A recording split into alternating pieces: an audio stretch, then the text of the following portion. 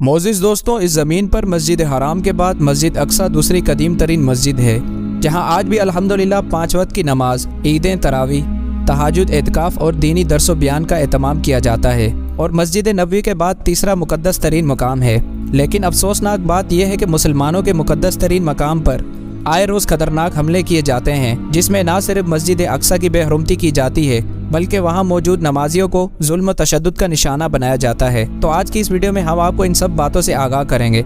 अस्सलामु अलैकुम, journey to and की वीडियोस में खुशामदीद। जैसा कि अभी कुछ दिनों पहले खौफनाक हमला किया गया, जिसके बाद हर मुसलमान शदीद गमज़दा और खून के आंसू रो रहा है, क्योंकि इस हमले में मुसलमानों के हाथ बांधकर उन पे जुल्म किया गया।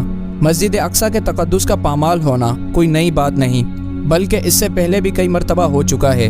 लेकिन गुज़श्ता कुछ दिनों में हमें जो वाक़या देखने को मिला, उसकी मिसाल नहीं मिलती।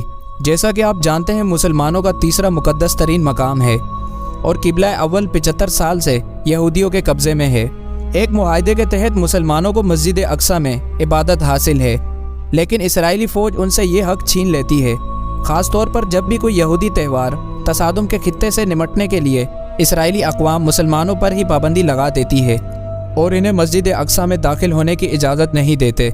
यहूदियों के त्यौहार पास ओवर से पहले भी इसराइली पुलिस ने ऐसा ही किया। मुसलमान रमज़ानुल मुबारक के मुक़द्दस महीने में तवील रातें मस्जिद अक्सा में गुजारते हैं और वहाँ क़याम और ज़िक्र व अज़कार में मसरूफ़ रहते हैं, जिनमें ख़वातीन और बच्चे भी शामिल होते हैं। ऐसे में इसराइली फ़ौज की भारी नफरी ने फजर से पहले मस्जिद अक्सा के नमाजियों पर हमला किया। सोशल मीडिया पर शेयर की जाने वाली वीडियो में देखा जा सकता है कि इसराइली फ़ौजियों ने किस तरह फ़लस्तीनी मुसलमान पर तशद्दुद किया। इस दौरान ख़वातीन और बुज़ुर्ग शदीद तशद्दुद का निशाना बनते रहे और चीखो पुकार करते रहे। इसराइली फ़ौजियों ने फ़लस्तीनी मुसलमानों पर स्टन ग्रेनेड और रबड़ की गोलियां चलाईं, जिससे अक्सरियत मुसलमान ज़ख्मी हो गए और काफ़ी तादाद में मुसलमानों को गिरफ़्तार कर लिया गया, जिनमें औरतें और बच्चे भी शामिल थे। एक फ़लस्तीनी खातून ने मीडिया से गुफ्तगू में बताया कि वो कुरान शरीफ की तिलावत कर रही थी। इस दौरान इसराइली पुलिस अंदर घुस आई और ग्रेनेड फेंकने लगे, जिनमें से एक उनके सीने पर जा लगा, जिसके बाद उन्हें सांस लेने में शदीद दुश्वारी पेश आ रही थी।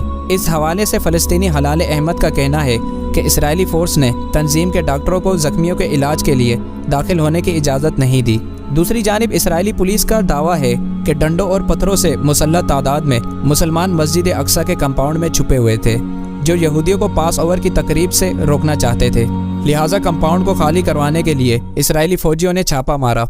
इसराइली फ़ौजों ने मस्जिद अक्सा में घुसने के बाद गाज़ा की पट्टी पर रॉकेटों से हमला किया। हमास का कहना है कि इसराइल ने गाज़ा में 2 तबलीगी मराकिज़ और महाजिर कैंप को निशाना बना दिया। दूसरी तरफ फ़लस्तीनी मुसलमानों पर जुल्म के पहाड़ तोड़ने वाले इसराइल पर लबनान ने रॉकेटों से हमला कर दिया। अरब मीडिया के मुताबिक लबनान से इसराइली शुमाल के इलाकों पर रॉकेटों से हमला किया गया, जिससे यहूदी लोगों में आग भड़क उठी और कई अफराद ज़ख्मी हो गए। मुख्तलिफ रिपोर्ट से ये पता चला है कि लबनानी ज़मीन से तकरीबन 100 के करीब मिसाइल शुमाली इसराइली इलाके में दाखिल हो गए, जबकि इसराइली फ़ौज ने तारीक मिसाइल को हवा में ही तबाह करने का दावा किया है। रॉकेटों के टुकड़े लगने से कुछ अफराद ज़ख्मी हो गए, जबकि सियोनी फ़ौज ने जवाबी कार्रवाई करते हुए जनूबी लबनान के इलाकों पर गोलाबारी कर दी। जबकि अरब मीडिया का कहना है कि लबनानी फ़ौज भी इसराइली सरहद के करीब पहुंचना शुरू हो गई। दोस्तों, याद रहे कि बैतुल मुक़द्दस में वाक़या अल अक्सा कंपाउंड मुसलमान, यहूदियों और ईसाइयों तीनों के लिए मुक़द्दस मकाम की हैसियत रखता है। मुसलमान इब्तिदा में मस्जिद अक्सा की तरफ रुख करके नमाज अदा करते थे, इसलिए इसे किबला अव्वल कहा जाता है। शब मेराज को रसूल अकरम सल्लल्लाहु अलैहि वसल्लम को मक्का मुकरमा से मस्जिदुल अक्सा लाया गया। इस वाक़ये और मस्जिद अक्सा का जिक्र कुरान मजीद में बयान किया गया है। बैतुल मुक़द्दस पहली बार हज़रत उमर फ़ारूक रज़ियल्लाहु अन्हु के दौर में फ़तह हुआ था और फिर 6ठी सदी हिजरी में उन्होंने सलेबी जंग में मुसलमानों से छीन लिया गया था। लेकिन सुल्तान सलाहुद्दीन अयूबी ने बैतुल मुक़द्दस को दोबारा आज़ाद करा लिया। इसके बाद से बैतुल मुक़द्दस ज़्यादातर मुसलमानों के पास रहा। दोस्तों, पहली आलमी जंग के बाद सल्तनत उस्मानिया ख़त्म हुई तो ये खित्ता बरतानिया के हिस्से में आ गया। बरतानिया ने दुनिया भर से यहूदियों को लाकर फ़लस्तीन में बसाना शुरू कर दिया। 30 की दहाई में हिटलर ने जर्मनी में यहूदियों पर जुल्म ढहाए तो यह सिलसिला तेज़ हो गया। जर्मनी, पोलैंड और यूरोप ममालिक से यहूदियों की बड़ी तादाद फ़लस्तीन का रुख करने लग गई।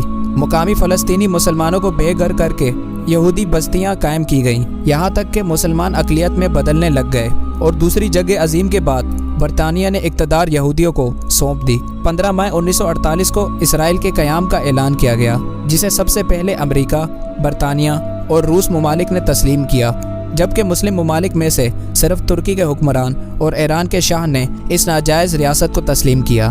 اس کے بعد اسرائیل میں یہودیوں کی آبادی کا سلسلہ بہت تیز ہو گیا اور مسلمانوں پر زمین تنگ کی جاتی رہی، حتیٰ کہ اب مسلمان غازہ اور مغربی کنارے کے تھوڑے علاقے میں سمٹ کر رہ گئے، لیکن یہودی مسلمانوں کا وجود مکمل طور پر ختم کرنا چاہتے ہیں۔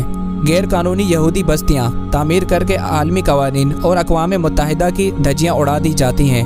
دوستوں، مسجد صخرہ اور مسجد اقصی کے قریب ایک قبرستان موجود ہے جس کی بہت زیادہ اہمیت ہے۔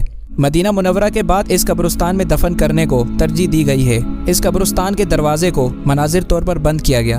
یہودیوں کا عقیدہ ہے کہ مسیح علیہ السلام یروشلم میں داخل ہوں گے۔ یہودیوں کا عقیدہ یہ بھی ہے کہ اللہ تعالیٰ آخرت میں یہاں دفن ہونے والوں کو بخش دے گا، اس لیے بھی یہ قبرستان ان کے لیے مقدس ہے، جبکہ اسی قبرستان کے قریب یروشلم میں حضرت عیسیٰ علیہ السلام نے قیام کیا۔ عیسائیوں کی کتاب انجیل کے مطابق یہاں کوہ موریا پر حضرت ابراہیم علیہ السلام اللہ تعالیٰ کے اس امتحان میں کامیاب ہوئے تھے کہ وہ اپنے بیٹے اسحاق علیہ السلام کو اللہ کی راہ میں قربان کرنا چاہیں گے۔ یہودیوں کے مطابق ان کی عظیم عبادت گاہ ہیکل سلیمانی کا دوسرا نام ہے۔ اس کے علاوہ عیسائیوں کا یہ بھی ماننا ہے کہ یہ ان کے لیے بہت مقدس مقام ہے۔ عیسائیوں کے عقیدے کے مطابق حضرت عیسیٰ علیہ السلام کو یہاں سولی پر چڑھایا گیا تھا۔